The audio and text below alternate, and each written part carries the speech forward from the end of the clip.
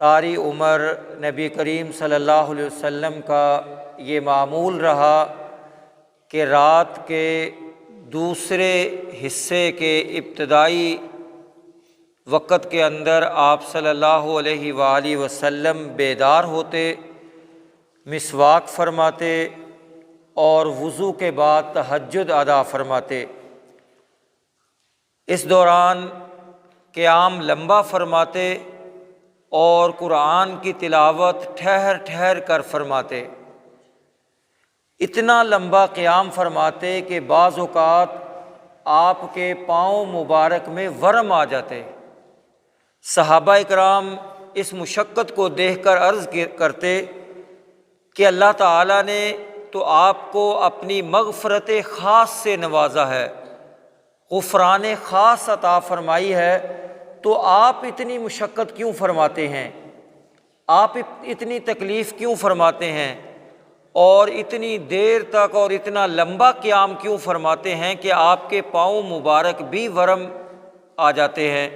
تو آپ صلی اللہ علیہ وآلہ وسلم نے فرمایا افلا اکون عبدا شکورا، کہ اللہ تبارک و تعالیٰ نے مجھے اتنی نعمتیں عطا فرمائی ہیں تو کیا میں اللہ کا احسان مند اور شکر گزار بندہ نہ بنوں؟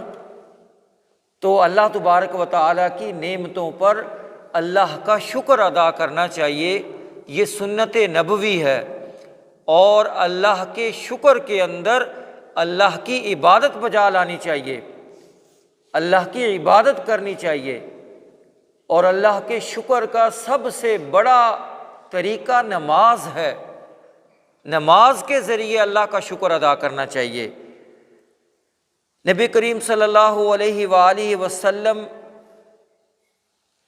کے گھر اور اس کے ساز و سامان کے حوالے سے آپ صلی اللہ علیہ وسلم کا نقطہ نظر یہ تھا کہ زندگی اس طرح گزاری جائے جیسے کوئی مسافر گزارتا ہے، اور آپ صلی اللہ علیہ وآلہ وسلم نے فرمایا میری مثال تو ایک مسافر کی سی ہے کہ جو تھوڑی دیر سائے میں آرام کرے اور پھر اپنی راہ لے لے۔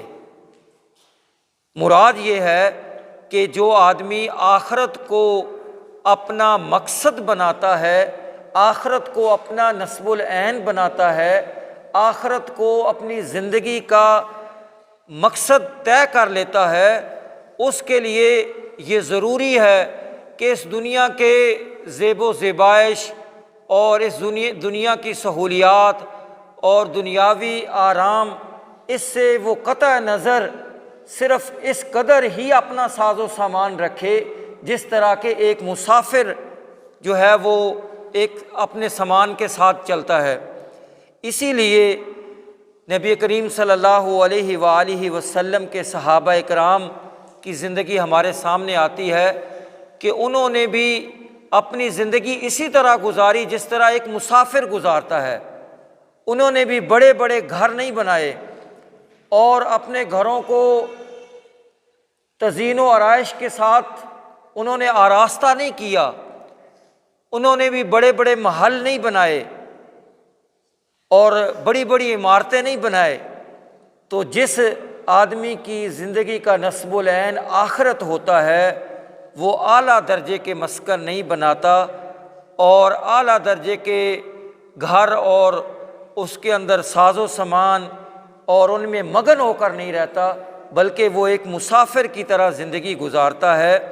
اور صحابہ اکرام کے گھر تو اس طرح تھے جیسے بہترین مسافر خانے، یعنی ایسے گھر جس طرح کے مسافر خانے ہوتے ہیں، ان میں ضروریات زندگی کی وہ چیزیں جو ضروری ہوتی تھی، وہ ساز و سامان جو بالکل ضروری ہوتا تھا، زائد ساز و سامان۔ ظاہر ہے کہ مسافر خانے کے اندر جو چیزیں ہوتی ہیں وہ وہاں پر مختصر قیام کے لیے ضرورت پڑتی ہیں، زیادہ چیزیں مسافر خانوں میں نہیں ہوتی۔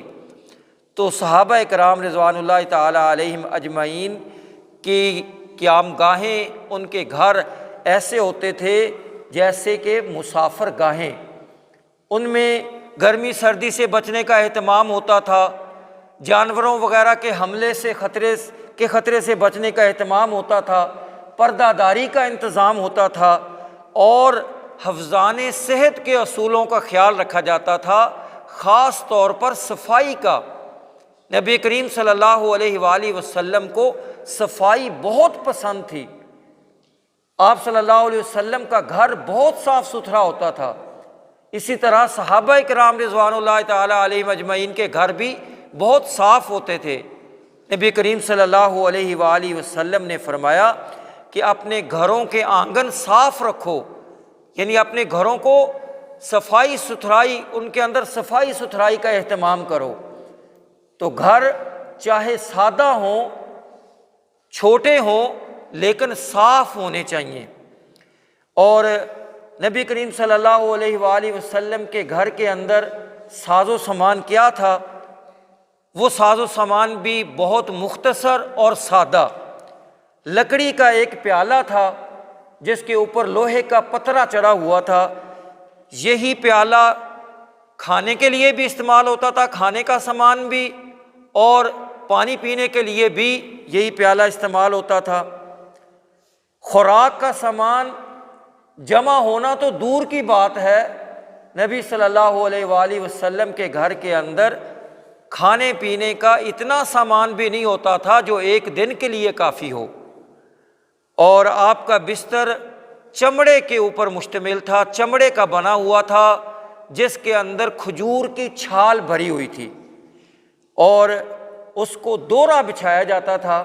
ایک مرتبہ اس بستر کو چوہرا کر کے بچھا دیا گیا جو کہ اور زیادہ نرم ہو گیا۔ صبح نبی کریم صلی اللہ علیہ وآلہ وسلم نے دریافت فرمایا کہ میرا بستر کیسے بچھایا گیا تھا؟ صبح مجھ سے اٹھنے میں مشکل ہوئی اور تہجد رہ گئی، تو بتایا گیا کہ آپ کا بستر چوہرا بچھایا گیا تھا۔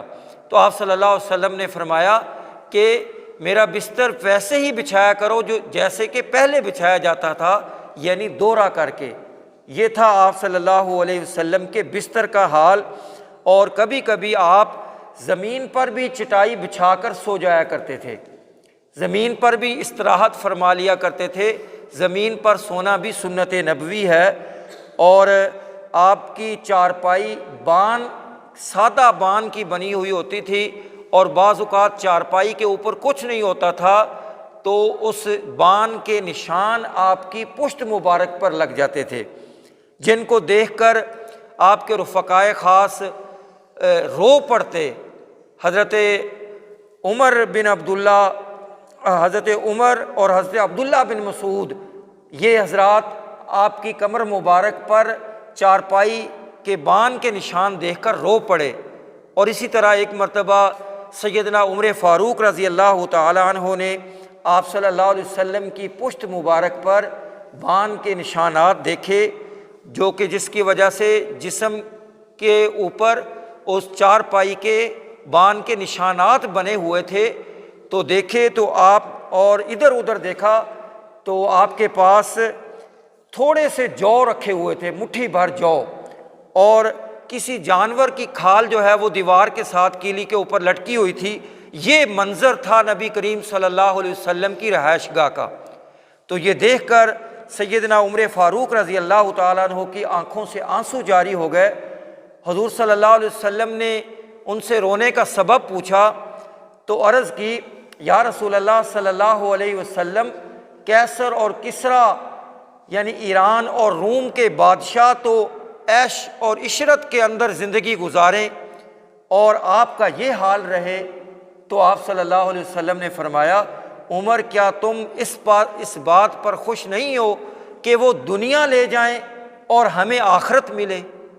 تو نبی کریم صلی اللہ علیہ وآلہ وسلم کی نظر مبارک ہر وقت آخرت کے اجر پر رہتی تھی۔ اس آخرت کو اپنا مقصد بنا کر نبی صلی اللہ علیہ وآلہ وسلم نے نہایت سادہ زندگی گزاری، اور آپ کے گھر کا احوال ہم نے دیکھا کہ یہ آپ صلی اللہ علیہ وآلہ وسلم کے سادہ گھر کا احوال تھا، جس میں ضروریات زندگی کی صرف وہ چیزیں تھیں جو بہت ضروری تھیں، عیش و عشرت کا سامان نہیں تھا۔ لیکن جب کیسر و کسریٰ کے آرام اور عیش و عشرت کی بات کی گئی تو نبی کریم صلی اللہ علیہ وسلم نے سیدنا عمر فاروق کو آخرت کی طرف توجہ دلا دی، تو ہمیں بھی اپنی زندگی کے اندر سادگی اختیار کرنی چاہیے، اور ہماری نظر اور ہماری فکر جو ہے وہ آخرت پر ہونی چاہیے۔ اللہ تبارک و تعالی ہمیں بہترین آخرت کی تیاری کرنے کی توفیق عطا فرمائے۔ آمین ثم آمین، وآخر دعوانا ان الحمد للہ رب العالمین۔